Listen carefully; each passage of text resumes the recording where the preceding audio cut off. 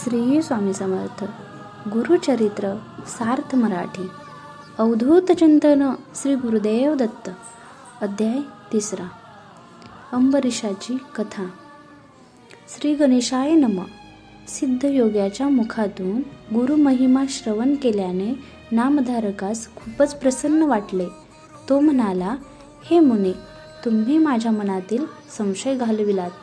तुम्ही मला उद्धाराचा मार्गच दाखवून दिलात.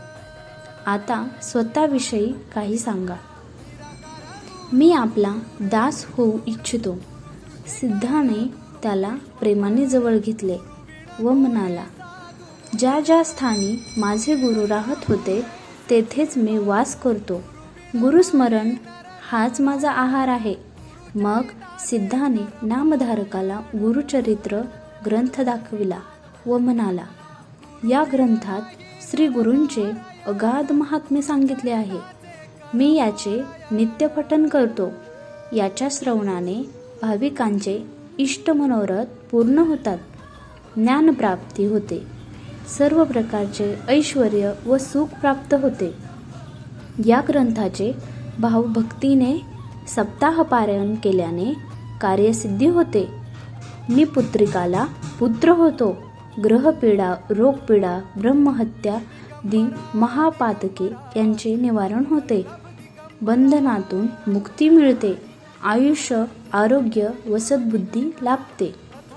ते ऐकून नामधारक उत्साहित होऊन म्हणाला, हे मुने, तुमच्या रूपाने मला साक्षात्कारी गुरुच भेटला आहे. श्री गुरुचरित्राचे श्रवण घडावे अशी माझी खूप इच्छा होती. ती इच्छा तुम्ही पूर्ण करा. त्याने नामधारकाला आपल्या समवेत भीमा उमरच्या संगमावर नेले. ते तिघे एका अश्वत्थाखाली बसले.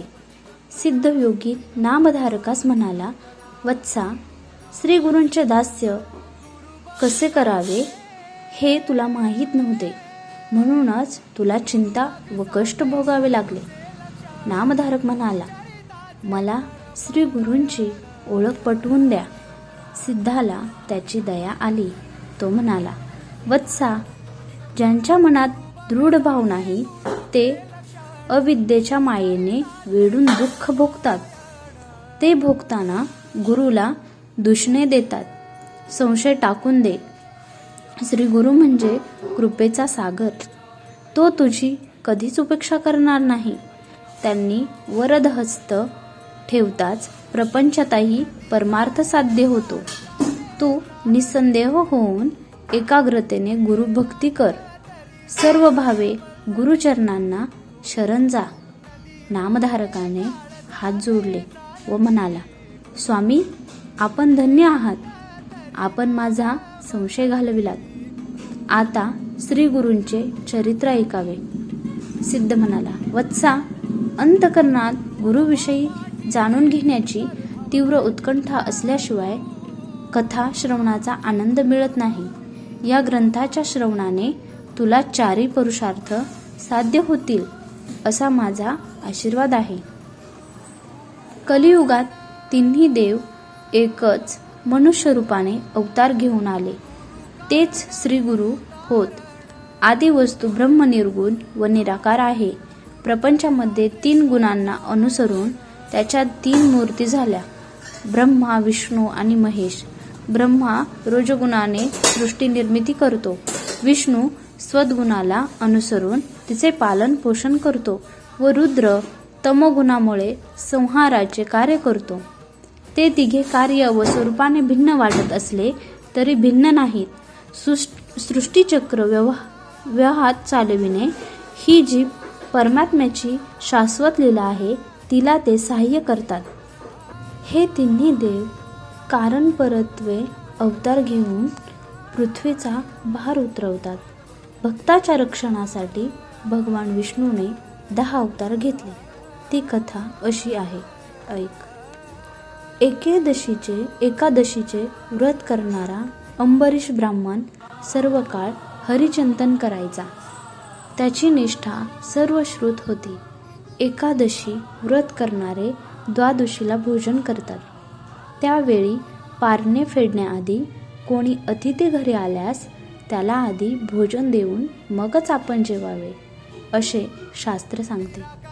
एके दिवशी दुर्वासांनी त्याची परीक्षा घेण्याचे ठरविले. त्याचे व्रत भंग करण्याचा उद्देशाने त्या द्वादशीला मुद्दामच त्याच्या घरी आले.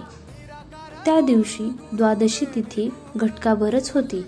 पारणे करायचे तर तेवढ्या अवधीत अन्न ग्रहण करणे क्रमप्राप्त होते.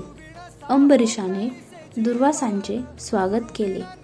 जेवणापूर्वी दुर्वास ऋषी स्नान व देवतर्जनादी नित्य अनुष्ठानासाठी नदीवर जाण्यास निघाले. अंबरीषाने त्यांना आपली अडचण सांगून लवकर येण्याची विनंती केली, पण ते आलेच नाहीत.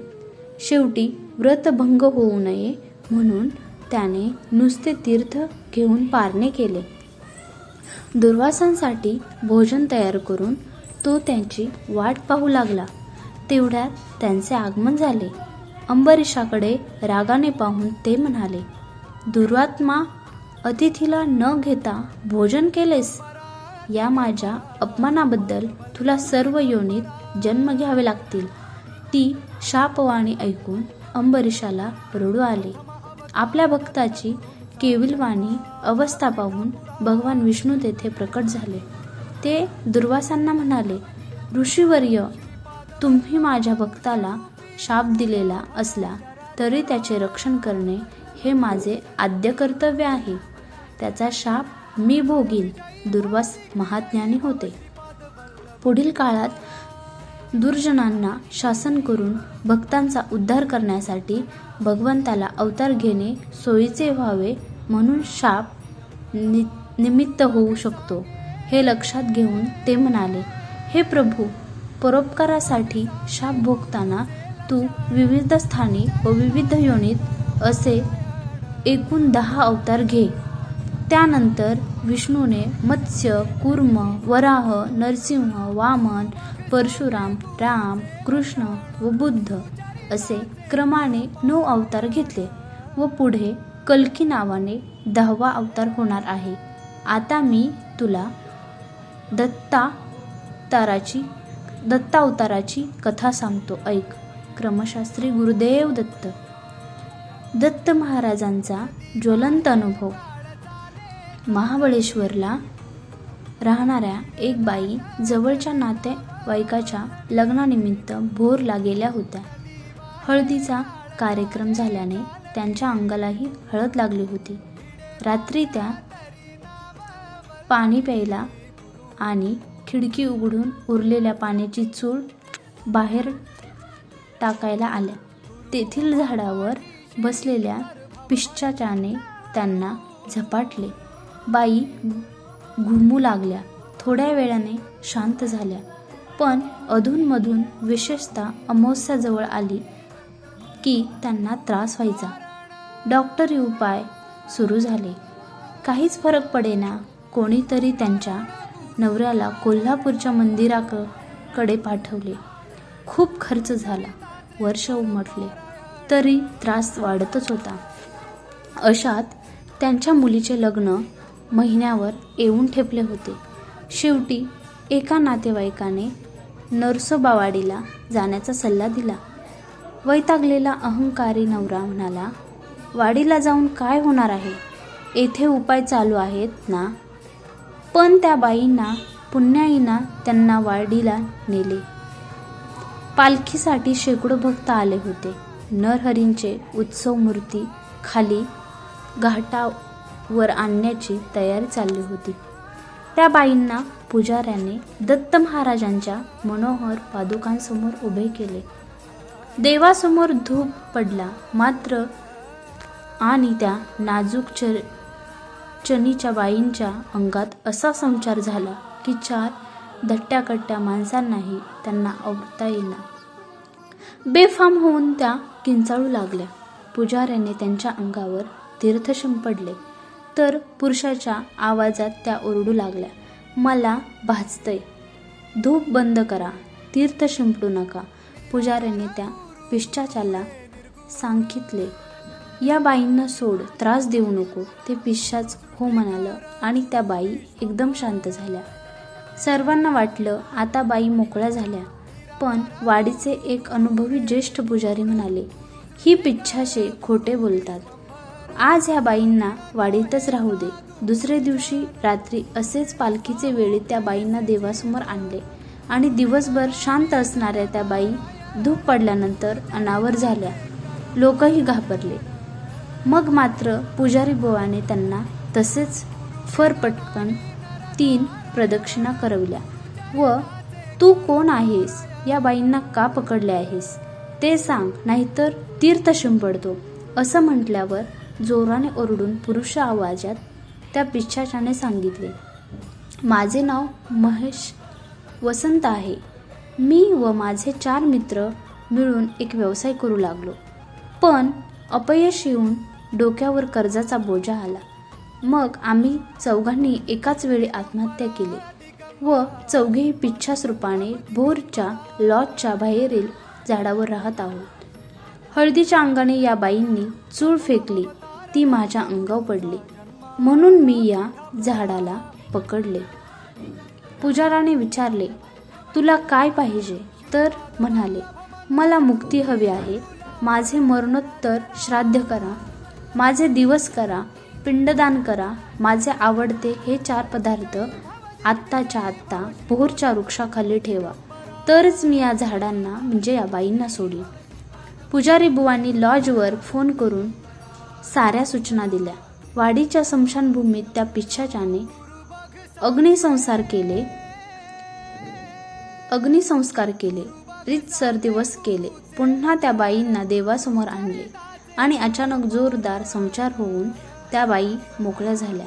नंतर त्यांनी कृष्ण नदीत स्नान केले.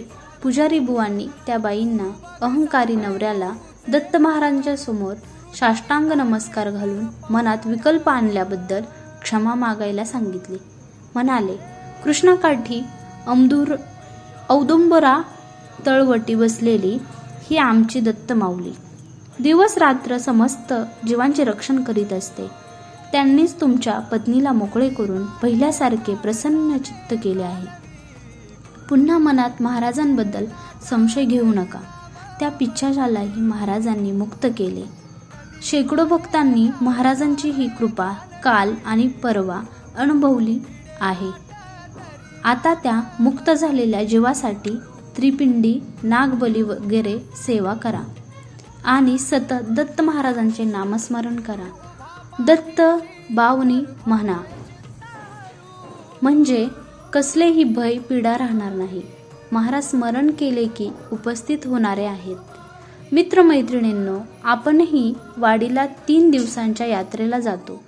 ते काम, क्रोध, मद, दंभ, मत्सर, लोभ, अहंकार, गर्व, दुष्टपणा, नास्तिकता ह्या पिशाचांच्या पिढेपासून मुक्त होण्यासाठीच.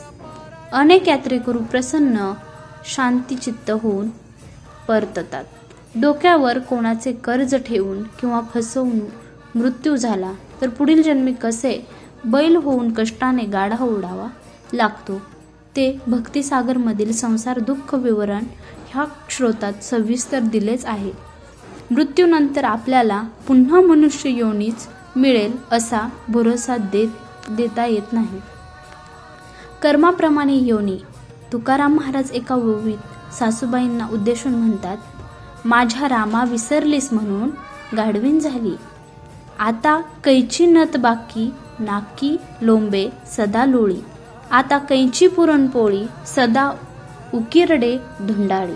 अहो मामी, वर्म चुकलात तुम्ही. मित्रमैत्रिणींनो, जनतेच्या पैशाची लुटालूट करून स्वतःची लुंबडी भरणाऱ्यांना पुढील योनी काय भयानक मिळेल आणि कष्ट उपसावे लागतील याची कल्पना केली तर अंगावर काटा उभा राहतो. द्रव ऋण द्रोव फेडावे, शेष राहता जन्म घ्यावे, पशु श्वानादी व्हावे, फेडित फेडावे बहुदिवसा. जय जय स्वामी समर्थ. श्री गणेशाय नमः. हर हर महादेव. श्री गुरुदेव दत्त. सगळ्यांचेच आयुष्य व्यस्त असतं, पण त्या आयुष्यात काही क्षण तरी आपल्या माणसांसोबत प्रेमाने जगा, कारण ते सगळ्यात स्वस्त असतात. अवधूत चिंतन श्री गुरुदेव दत्त. श्री स्वामी समर्थ. अध्याय इथेच संपला. गुरुचरित्र अध्याय 3 इथेच संपला. श्री स्वामी समर्थ. अवधूत चिंतन श्री गुरुदेव दत्त. असेच नवनवीन व्हिडिओ पाहण्यासाठी चॅनलला सबस्क्राईब करा. धन्यवाद.